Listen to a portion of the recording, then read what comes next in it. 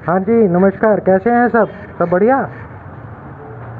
अभी आज का जो ये वीडियो है, मैं आप लोगों के सम्मुख आया हूँ ये बताने के लिए कि देखिए कि कितना विरोधात्मक एक विरोधाभास है हमारी चीज़ों में कि हिंदुस्तान में जबकि कोविड का हाहाकार मच रहा है, और बल्कि हमारे जो पड़ोसी देश हैं जैसे कि श्रीलंका, भूटान, बर्मा, नेपाल, बांग्लादेश, ये जितने भी देश हैं, क्या आपको इन सब जगहों से ऐसी कोई खबरें आ रही हैं? सोचने वाली बात यह है कि ये एक प्रायोजित डर एक पैदा किया जा रहा है, और अगर इस डर में अगर लोग नहीं आते हैं तो उन्हें फिर और दूसरी तरीके के डर दिए जा रहे हैं, जैसे कि ऑक्सीजन की भारी कमी बताई जा रही है। ये जो चीज़ें हैं, इसका आपको देखना चाहिए कि आसपास आपके क्या घट रहा है। ऐसा नहीं है कि पूरी दुनिया में ऐसा ये हाल है। ये इसलिए हो रहा है क्योंकि आपको एक ख़ास तरीके के डर से आपको डराया जा रहा है, और इनका कोई हिडन एजेंडा है हमारी सरकारों का, जो ये करना चाह रही हैं। नंबर एक। नंबर दो, मैं ये कहना चाह रहा हूँ कि ये जिस तरीके से आपने देखा होगा कि टेक्नोलॉजी जब बदलती है, करवट लेती है, तब कोई ना कोई बड़ी त्रासदी नाम की कोई चीज़ होती है। वो चाहे कहीं भी हो, वो यहाँ हो या बाहर हो, दूसरे मुल्कों में हो, और वो त्रासदी होना ही एक तरीके का परिवर्तन माना जाता है। तो अगर ये देखा जाए कि ये एक बड़ी त्रासदी हिंदुस्तान में आ गई है, तो इसका मतलब ये भी मान लेना चाहिए कि एक बहुत बड़ी जो है तकनीकी एक बदलाव आने जा रहा है। मैं आप लोगों के मुताबिक मुखातिब ये बात करना चाह रहा हूँ कि जिस प्रकार से हमारे शहरों में प्रदूषण का लेवल बढ़ता जा रहा है, और आप अपने गैजेट्स पे जो कि मोबाइल में आपके प्रदूषण का मापक होता है उसको देखिए, तो ये बताया जाता है कि बहुत हज़ार्डियस है, यानी कि बहुत ख़तरनाक है।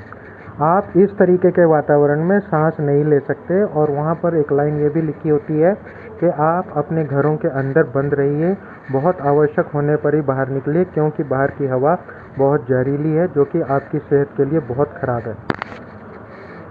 मुझे क्या लगता है? मुझे ये लगता है कि बहाना तो कोरोना का है, लेकिन ये जो प्रदूषण फैला हुआ है चारों तरफ, उस प्रदूषण से क्योंकि सरकारें नाकाम रही हैं उस प्रदूषण को काबू करने में, तो अब ये जो है कोरोना के ऊपर एक तरीके से ठीकरा फोड़ा जा रहा है।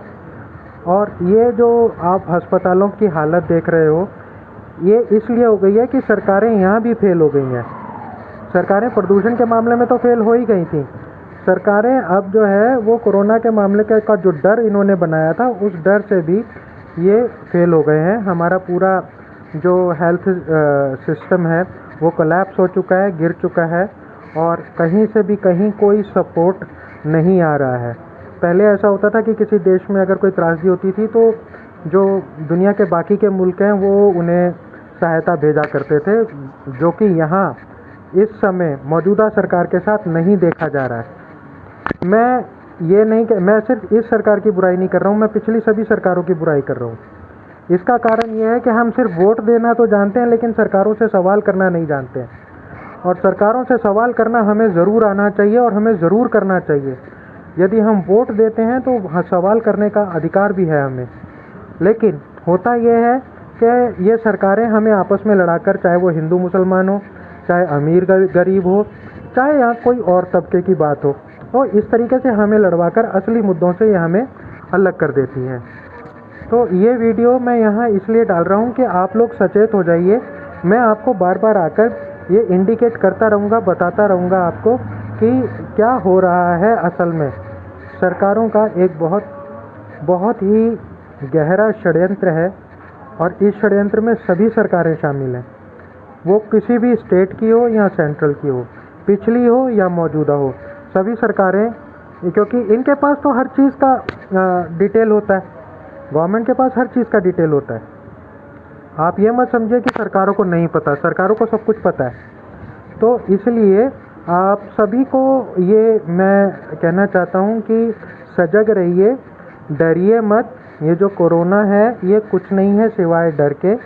आप ये देखिए कि जो वेंटिलेटर्स बताया जाता था कि अंतिम समय में लोगों को बचाया जाता है, आज जब वेंटिलेटर्स भी फेल हो गए तो वही डॉक्टर ये बता रहे हैं कि छाती के बल आप पेशेंट को लिटा दीजिए तो 10% ऑक्सीजन जो है वो रिवाइव हो जाएगी, आ जाएगी, उसकी सांस चलने लगेगी। तो ये बात पहले क्यों नहीं बताते थे? ये बात इसलिए नहीं बताते थे क्योंकि इन्होंने वेंटिलेटर्स के थ्रू हजारों लाखों करोड़ों रुपए कमाने थे। अब जब इनके हाथ से बात निकल चुकी है, अब इनसे नहीं संभल रहा है, इसलिए इसको ये बता रहे हैं घर पर रहिए और उल्टे होकर अपनी छाती को बल लेटकर आपकी सांस रिवाइव होगी। तो ये क्या पहले नहीं होता था? पहले भी होता था ये, लेकिन ये बताया नहीं जाता था। तो ये एक बहुत बड़ा, आप समझिए कि कितना बड़ा गेम चल रहा था, जो आज ये इन्होंने कोरोना का डर लगाया और डर लगाने के बाद इनकी पोल खुल गई। तो दोस्तों, आप सभी से अनुरोध है मेरा, मैं हेल्थ सेक्टर से ही बिलोंग करता हूँ। मेरा नाम गुरमीत सिंह आज़ाद है, मैं ये बताना चाहता हूँ, और मैं दिल्ली का रहने वाला हूँ और मैं पिछले 8 साल से हेल्थ सेक्टर से जुड़ा हुआ हूँ। मेरा अपना तजुर्बा है, हेल्थ सेक्टर का 8 साल का तजुर्बा है। मैंने बहुत काम किया है, मैंने सोशल सेक्टर में भी बहुत काम किया है, बेघर लोगों के लिए भी काम किया है, मैंने विकलांगों के लिए भी काम किया है और कर रहा हूँ अभी तक। और साथ ही साथ प्रोफेशनल जो मेरा काम है वो हेल्थ सेक्टर का है। होम हेल्थ केयर सर्विस हम लोग प्रोवाइड करते हैं बेसिकली। तो इस वजह से ये जितने भी दाव पेच हैं इससे मैं वाबस्ता हो चुका हूँ और आप लोगों के सामने ये चीज़ें इसलिए बता रहा हूँ ताकि आप लोग धोखे में ना रहें। तो आप लोग बिल्कुल धोखे में ना रहें, आप अपनों का और अपना ख्याल रखिए। बिल्कुल भी डर को अपने भीतर मत घुसने दीजिए, अपने परिचितों के दिल में बिल्कुल मत इस डर को घुसने दीजिए, बल्कि सरकारों से सवाल करने की शुरुआत कीजिए। सरकारों से सवाल कीजिए आप, ताकि इन सरकारों को ये पता चल सके कि ये जितने भी लोग हैं वो बेवकूफ़ नहीं हैं, है ना। तो अगर इन्होंने वोट लिया है तो ये हमारी सेवा के लिए इन्होंने वोट लिया है, हमारे भारत की रक्षा के लिए इन्होंने वोट लिया है, और बल्कि ये सारे के सारे मिलके भारत का बेड़ा गर्क करने में लगे हुए हैं। तो हिंदू मुसलमान से बाहर आइए, अमीर गरीब तबके से बाहर आइए, सबकी सेवा कीजिए। पैसे को कमाना है लेकिन उतना ही कमाइए जितना ज़रूरत है, ज़रूरत से ज़्यादा पैसा भी ख़राब है। आप सभी लोगों को यही कहना चाहता हूँ। मैं दोबारा आऊँगा आप लोगों के सामने। मेरे इस चैनल को अगर और आप जानना चाहते हैं, मैं बार बार इस चैनल पर आता रहूँगा। मेरे इस चैनल को लाइक कीजिए, सब्सक्राइब कीजिए और बगल में जो बजी घंटी है उस घंटी को क्लिक कीजिए ताकि आपको बराबर मेरे नोटिफिकेशन मिलते रहें, जिससे कि आपको जो भी मेरे पास जानकारी आती है वो आपको तुरंत मिल सके। तो दोस्तों, गुरमीत सिंह आज़ाद का ये नमस्कार। अब मैं आपको फिर से अगले वीडियो में मिलूँगा। धन्यवाद।